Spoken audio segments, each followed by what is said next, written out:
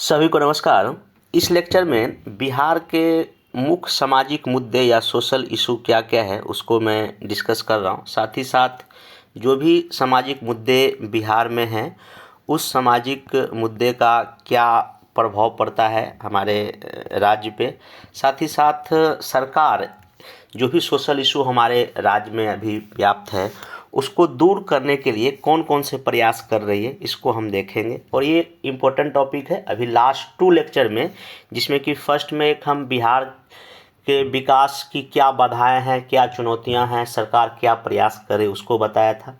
बाकी मैं एक और लेक्चर लिया था जिसमें कि औद्योगिक विकास बिहार में उसकी क्या संभावनाएं, क्या चुनौती, सरकार क्या प्रयास कर रही है। तो लास्ट 2 लेक्चर का मैं लिंक नीचे दे देता हूँ, जो भी नहीं देखे हैं उसको देख लीजिएगा। ये बिहार स्पेशल सीरीज है जिसमें कि जीएस पेपर 2 में इस तरह का क्वेश्चन आपसे पूछता है। अगर आप PYQ देखिएगा तो आपको ऐसे कई सारे क्वेश्चन मिल जाएगा। तो इसी के दिशा में मेरा प्रयास है। बाकी और भी 2-3 लेक्चर लूँगा जो कि बिहार स्पेसिफिक होगा, खास करके जीएस पेपर 2 के लिए।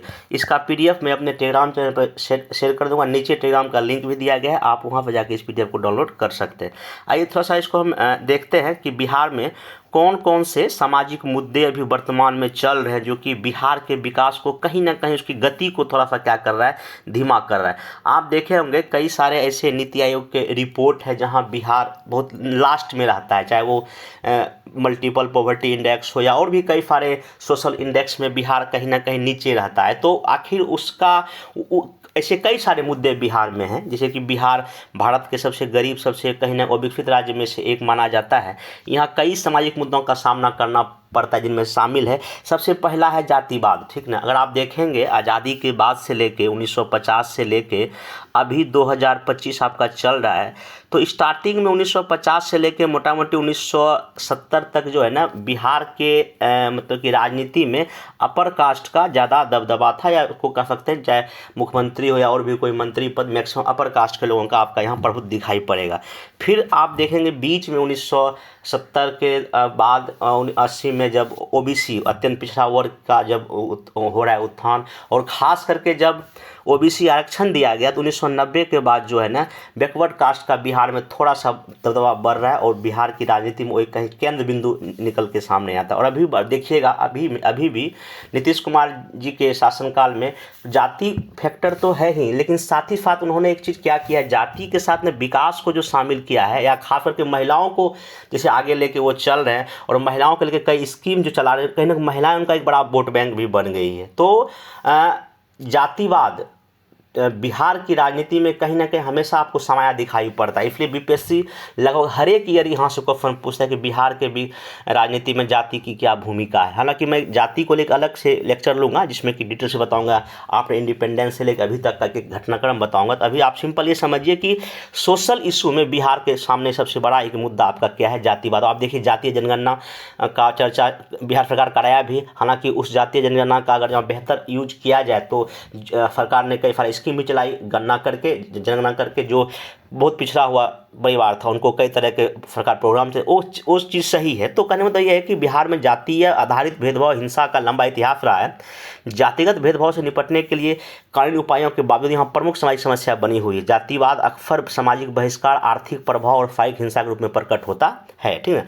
दूसरा देखिए लैंगिक असमानता। आप देखिएगा बिहार में तो महिलाओं का एजुकेशन रेट तो कम है ही, तो मतलब बिहार में लैंगिक असमानता है। महिलाओं को शिक्षा, रोजगार का फरों, समाज के में निर्णय लेने की भूमिकाओं तक सीमित पहुंच का सामना करना पड़ता है। महिलाओं के खिलाफ हिंसा भी एक चिंता का विषय है। यहाँ आप देखिए NFHS 5 के अनुसार 40% महिलाओं की शादी 18 वर्ष से पहले की गई।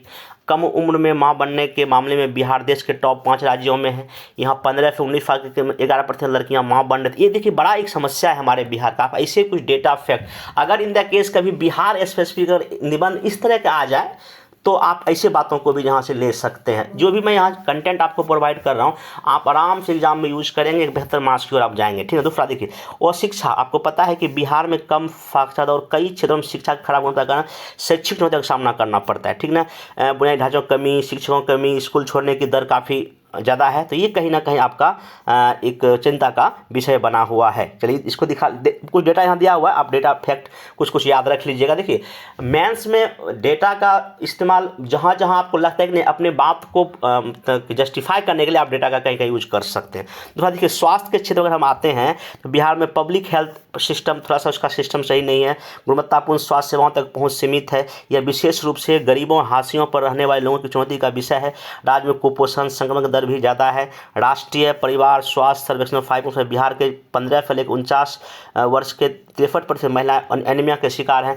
अभी भी शिशु मृत्यु दर ठीक ठाक है। तो कहने मतलब ये है कि आप बिहार में कई तरह की समस्या आपको स्वास्थ्य में देखने को मिल रहा है। देखिए गरीबी अगर अभी आप देखिएगा, हालांकि अभी गरीबी लेटेस्ट जो रिपोर्ट नीति आयोग का उसमें 33% हो गया, लेकिन फिर भी इतना गरीबी की संख्या एक बहुत बड़ी है। अब आज़ादी के इतना साल बाद भी बिहार में इतना अधिक गरीबी का स्तर बना रहना अच्छी बात तो हमारे लिए है नहीं, ठीक ना।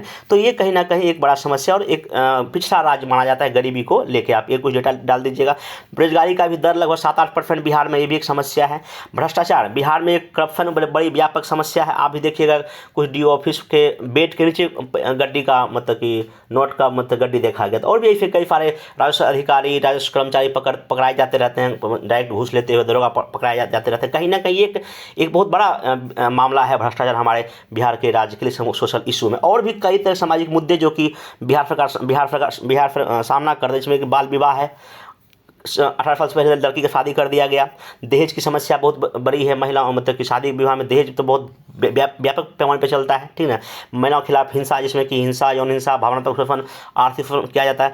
महिलाओं और बच्चों की तस्करी का भी मामला है। मादक पदार्थों का भी सेवन है और चाइल्ड लेबर भी आप देखिएगा, कई सारे होटल ढाबे में बच्चे लोग काम कर रहे हैं। तो ये कहीं ना कहीं जो है ना बिहार की ये प्रमुख आर्थिक सामाजिक समस्या है। ये बिहार के सामने आने वाले कुछ सामाजिक मुद्दे हैं। ये मुद्दे आपस में जुड़े हुए इंटरलिंक है, ठीक ना। इन्हें अलग से समझ नहीं किया जा सकता है। एग्जाम्पल के लिए गरीबी और शिक्षा की कमी, बाल विवाह, तस्करी भी योगदान देती है। इसी तरह लैंगिक असमानता और महिलाओं के खिलाफ हिंसा से महिलाओं के लिए शिक्षा रोजगार के अवसर तक पहुंच मुश्किल हो जाती है। सब एक दूसरे लिंकेज है, ठीक ना। तो आप ऐसे करके एग्जाम में 1-2 पॉइंट अगर लिखें तो आपको एक बेहतर मार्क्स की उम्मीद कर सकते हैं। अब ये जो मुद्दे हैं बिहार में, इसका देखिए प्रभाव क्या क्या। एक तो आर्थिक विकास नहीं हो रहा है, ठीक ना। दूसरा मानव विकास में हम लोग सूचकांक में निम्न रह जाते हैं। आप देखें कई सारे इंडेक्स का यहाँ एग्जांपल दे सकते हैं।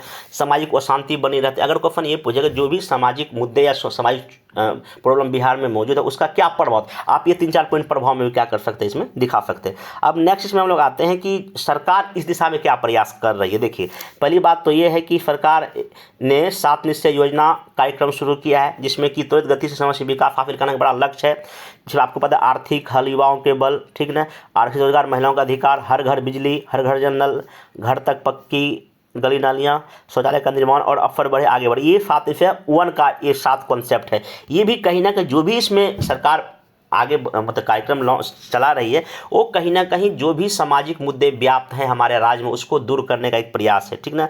उसके बाद फिर जो है महिलाओं को अपराध से सुरक्षा के लिए सेफ्टी सर्विलांस योजना शुरू किया गया है। महिलाओं इस योजना तक सरकार ने महिलाओं के खिलाफ अपराध घटनाओं की निगरानी रोकथाम के लिए शहरी क्षेत्रों में CCTV कैमरे लगाए हैं, ठीक ना। और एक कई सारे पुलिस की व्यवस्था की है, महिला पुलिस थाना का व्यवस्था किया गया है। उसके साथ ही और भी कई सारे बिहार में औद्योगिक विकास, कृषि विकास, स्वास्थ्य देखभाल, सामाजिक कल्याण, पर्यावरण को बढ़ावा देने के लिए कई योजनाएं परियोजना शुरू किया गया, जिससे कहीं ना कहीं ये सोशल मुद्दे को कम किया जा सके। जैसे कि आपको बिहार औद्योगिक निवेश प्रोत्साहन नीति है। अगर जहाँ इन्वेस्टमेंट होगा, अगर इंडस्ट्री लगेगा तो अपने बिहार डेवलप कर जाएगा। जैसे विकास करेगा, जो भी सोशल इशू, जातिवाद या और भी कुछ मुद्दे अपने आप खत्म हो जाएंगे, ठीक ना। स्टार्टअप नीति है, मुख्यमंत्री कन्या उत्थान योजना, इसके तहत जो है ना जन्म से लेकर लड़कियों के उसके ग्रेजुएशन तक में सरकार 50,000 से अधिक उसको रुपया देती है। मुख्यमंत्री ग्रामीण आवास योजना है, ठीक। नेक्स्ट चलते हैं, इसमें हम लोग जल जीवन हरियाली मिशन है और भी 7 निश्चय 2 का भी जिक्र कर सकते हैं। बाकी अभी जब बजट आएगा तो उसमें भी कई सारे स्कीम सरकार इन सब मुद्दों को सॉल्व करने के लिए दूर करेगी। जीविका स्कीम का आप जिक्र कर सकते हैं, जो कि कहीं ना कहीं महिलाओं को आगे बढ़ने की दिशा में बहुत बड़ा प्रयास है। शिक्षा के लेवल पे देखिए शिक्षकों की मतलब की नियुक्ति हो रही है और भी इंफ्रास्ट्रक्चर डेवलपमेंट हो रहा है। तो ये सब सरकार जो है ना प्रयास कर रही है कि हाँ भाई जो सोशल मुद्दे उसको खत्म किया जा सके। अब ठीक है, अब इसमें इतना फिर करने के बाद फिर भी हमेशा आप आंसर में एक भविष्य के लिए क्या आप सोचते हैं उसको आपके आंसर में लिखना जरूरी है। आगे के राइज में देखिए क्या क्या हो सकता है। पहले बात तो ये है कि ठीक है सोशल इशू हमारे पास है, नो डाउट है, लेकिन क्या क्या करेंगे हम शिक्षा की गुणवत्ता को बढ़ाएंगे, ठीक ना।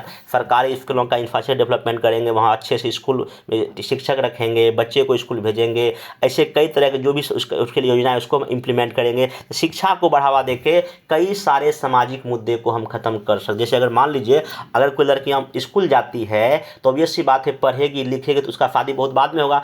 जो मुख्यमंत्री साइकिल योजना है वो बहुत बड़ा एक महत्वपूर्ण कार्यक्रम है। महिलाओं को मतलब 18 साल के बाद शादी करना। आप ग्रामीण क्षेत्र में देखिएगा जब महिला स्कूल जाती है, लड़कियां स्कूल जा रही है, वो कॉलेज कर रही है, उसका शादी बाद में हो रहा है, ठीक है। तो शिक्षा ही एक सबसे बड़ा जो समाज सुधार का एक दिशा में कदम हो सकता है। दूसरा यहाँ पे ये है स्वास्थ्य सेवाएं हमको सबको उपलब्ध करनी चाहिए, टेली मेडिसिन हो या हॉस्पिटल। हालांकि बिहार सरकार अभी हर एक डिस्ट्रिक्ट में मेडिकल कॉलेज का स्थापना का बहुत बड़े लेवल प्रयास करें, आप ये भी इसमें जिक्र कर सकते हैं।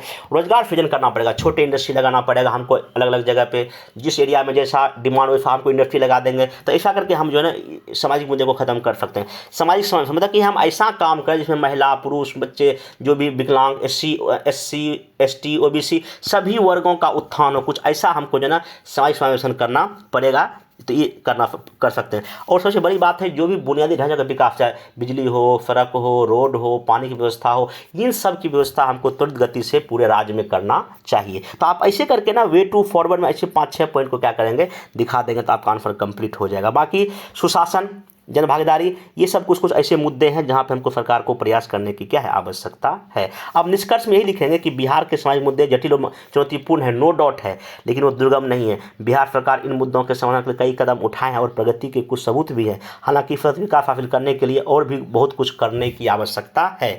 सरकार को शिक्षा, स्वास्थ्य, बुनियादी ढांचे में निवेश जारी रखने की जरूरत है। इसे आर्थिक विकास को बढ़ावा देने और रोजगार सृजन पर ध्यान देने की आवश्यक जरूरत है।